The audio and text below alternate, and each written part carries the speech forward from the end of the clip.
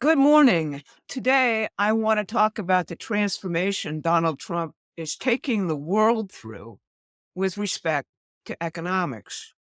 You won't find anything about this in any of the media except for some sporadic pieces. You really have to hunt, and that's deliberate.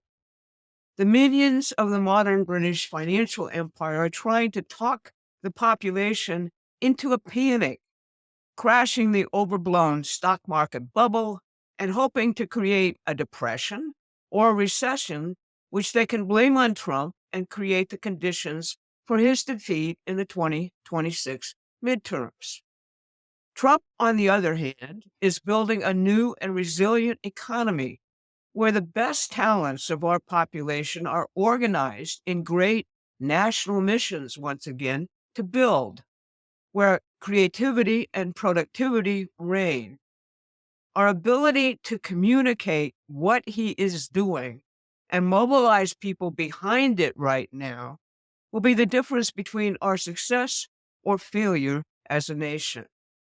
I'm Barbara Boyd, and this is your Saturday Wrap for the week. When the history books are written, the first enduring event from this past week will be the big battle to end the Ukraine war in a way which restores a sustainable peace to the entire world. The other will be the battle to implement Donald Trump's plan to turn the United States once again into a scientific and industrial superpower, self-sufficient in all respects, with a population inspired and happily building a more prosperous future for the next generation. On the other side, of course, stands the predatory financial system, which has rewarded the very wealthy for the last 50 years while crushing the middle and working classes in the advanced sector and robbing those unfortunate enough to live in the developing world of the ability to sustain any kind of modern life. It is the system of raw materials and labor looting and forever wars functioning under the banner of so-called free trade. We'll cover both significant battlefronts now. First, to war and peace. As many know, Donald Trump and no one else got the insane Ukrainian government and their British and European masters to agree to a ceasefire. By week's end, President Putin of Russia had endorsed the idea for a ceasefire by Trump, but asked quite a few questions about exactly how it would be implemented. As opposed to what you read in the warmonger-dominated fake news, Putin did not reject Trump's plan. He just wants further discussion. Looming large on the Russian side is the ghost of the Minsk agreements from the early stages of this proxy war against Russia back in 2014 and 2015. Back then, Russia signed a ceasefire in the battle to protect the Russian-speaking population of Ukraine from the ethnic cleansing being conducted by the Ukrainian government in the Donbass region of Ukraine. Germany and France were supposed to serve as guarantors of this ceasefire, and the Donbass republics were supposed to enjoy both protection and a degree of independence from the government in Kyiv, which was hostile to them. Instead, Germany and France never enforced these agreements, and German Chancellor Angela Merkel admitted in her memoirs that the agreements were a ruse, intended to give the Ukrainians time to train and arm up for major attacks on Russia. So naturally, Putin is asking now, who would be enforcing the ceasefire? Exactly how are we going to do that? How would violations be handled? The Russians have also surrounded a large contingent of Ukrainian soldiers in the Kursk region of Russia. They had invaded Russia itself as part of the Ukrainian government's demonstration of prowess and bravado for its British and NATO sponsors. The claim was that a direct incursion into Russia would relieve pressure on the main front of the war throughout the Donbass region, drawing Russians away from the front. As usual in this war, the British and NATO-directed military tactic was largely a failure, a totally predictable failure. Trump asked publicly on Friday for mercy from Russia concerning the surrounded Ukrainians, that they not be killed but be allowed to surrender. President Putin has replied by giving the Ukrainians a few days to lay down their arms and surrender peacefully with a promise of humane treatment. The Ukrainian government is telling their trapped soldiers publicly to fight on to the death, while at the same time undertaking what is claimed to be a complete retreat from the area. Again, the contradictions of the Zelensky government. Now, in addition, the head of NATO, Mark Rutte, met with Trump this week. He made clear in his post-meeting remarks that relations with Russia would be normalized when the war ended, and that NATO membership for Ukraine is off the table. That issue alone, Joe Biden's insistence that he could put a hostile NATO member right on Russia's border and arm it up, is a direct cause of this war. As President Trump said late Friday, we'll know more about the progress here on Monday. Now, in addition to creating probable peace in Ukraine, Trump has opened negotiations with Iran this week concerning a potential deal around their nuclear program. And he's continuing to negotiate for an end to the conflicts throughout the Middle East. Russia and China are both actively involved and assisting this initiative. Is there some overall vision governing Trump's actions aside from simply stopping the killing, the metric he most often mentions? We think so. Tonight, Bob Ingram and Tony Papert are giving a class on the history of sovereign nation states, the alternative to all the one-world government schemes favored by the modern British Empire. You can see in all of Trump's overtures to India, to China, to Russia, to the Gulf and advancing Asian economies, to Mexico, the foreign policy idea advanced by John Quincy Adams, and in the most recent period by Lyndon LaRouche. Avoiding wars depends on a nation-state system in which sovereign nations, with different cultures and often different interests, find common ground and cooperate to advance human knowledge, technologies, and economies at the highest levels of human understanding. It's essential to understanding how the present battle can evolve for the good. To cite just one example, Russia just asked Elon Musk to collaborate on a joint mission to colonize Mars.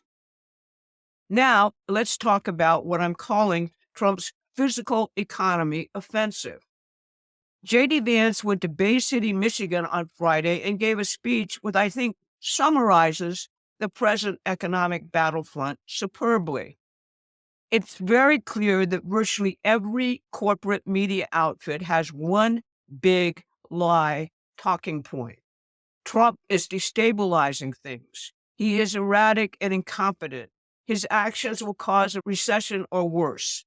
He has unleashed a racist madman, a quirky guy, Elon Musk, on the most sensitive areas of the federal government and personal privacy, and this wonky army is destroying key government safety nets like Social Security and Medicare. They are repeating this incessantly, and it has started to have an impact among independent voters. The problem here is how people actually understand economics.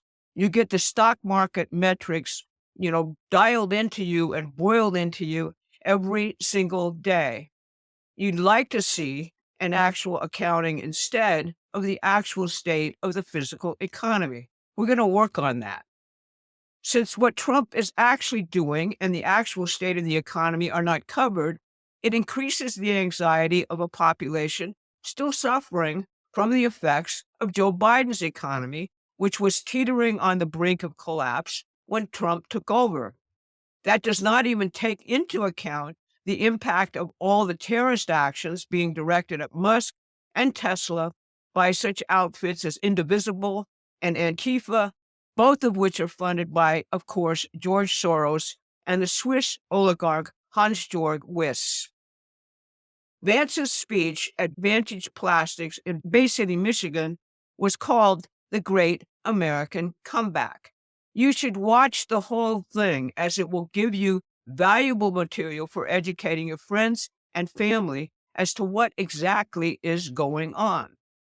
Vance did two things in this speech very effectively. He outlined the disastrous state of the economy which President Trump inherited and which led to Trump's election as president. He focused particularly on the ability of most to afford a house and to raise a family, with huge portions of our population living paycheck to paycheck and unable to make ends meet. He then focused on the use of tariffs and other incentives, like making energy very cheap, to drive manufacturing back into the country, to fulfill Trump's promise to make us a manufacturing and scientific superpower once again. He described a manufacturing and industrial economy the same way Alexander Hamilton did. Its optimism, its constant shaping of new frontiers in invention and knowledge. It is a culture, a way of life, particularly American. It can inspire, once again, our young people who have been besieged by, DEI politics and drugs. Biden's formula had 1 in 4 jobs in the government, and most hiring for sustained employment featuring illegal immigrants, of course, to drive wages way, way down. Trump's idea is to make the economy and the population self-sufficient once again, where good jobs at high wages allow you to own a home, raise a family, and, as Vance emphasized, build, baby, build. The very American idea of making things, inventing whole new technologies, and frontiers to conquer, like going to the moon and Mars.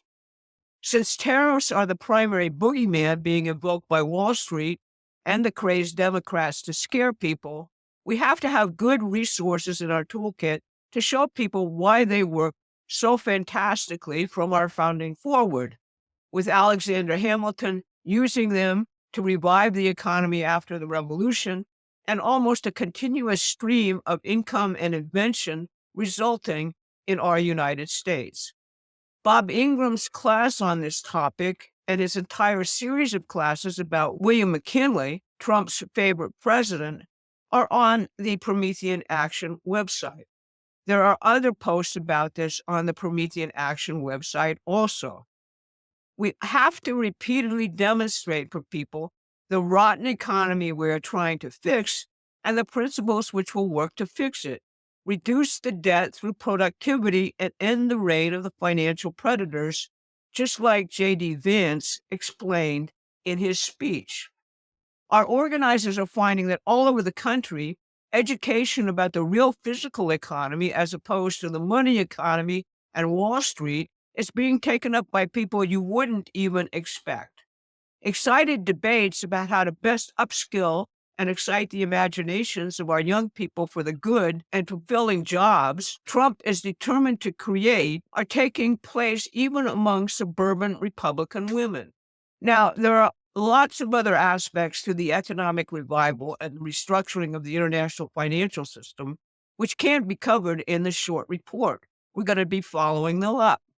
Lee Zeldin, the new head of EPA, for example, just this week undid a whole swath of Biden and other environmental regulations, which prevented anything from being built in a timely fashion. Donald Trump went to the Justice Department yesterday with his presidential portrait, not his mugshot, fiddly hanging in the lobby, and gave a speech promising the end of the weaponization of law enforcement with a singular focus on ending the fentanyl curse and other drug plagues and making the nation safe. We'll cover that on the Promethean Action website and in our social media. Now, you can get in on our timely coverage when it happens by becoming a member of Promethean Action, and I urge you to do so. If you appreciate these briefs, that's the best way to express it. Contribute.